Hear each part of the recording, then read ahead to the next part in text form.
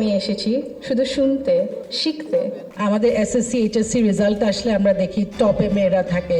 এইটাকে যদি আমরা ইউটিলাইজ করতে পারি এন্ড রেকগনাইজ করতে পারি। আমি মহিলাদেরকে বলবো, do not actually think about the gender issue.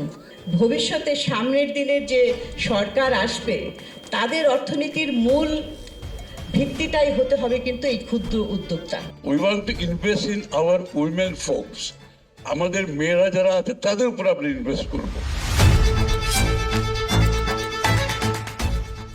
শ্রবণ ও বাক প্রতিবন্ধী নারীদের কথা বলবো। তারা যখন কোনো অসুস্থতার শিকার হয় তখন কিন্তু তারা হসপিটালে গিয়ে তাদের চিকিৎসা সেবাটা পায় না শুধুমাত্র দোভাষীর অভাবে। জেন্ডার ইনক্লুসিভ এবং ক্লাইমেট রেসপন্সিভ পলিসি অ্যাকশন যেন নিশ্চিত করা হয় সে ব্যাপারে যেন আমাদের পলিসি মেকাররা ভাবেন।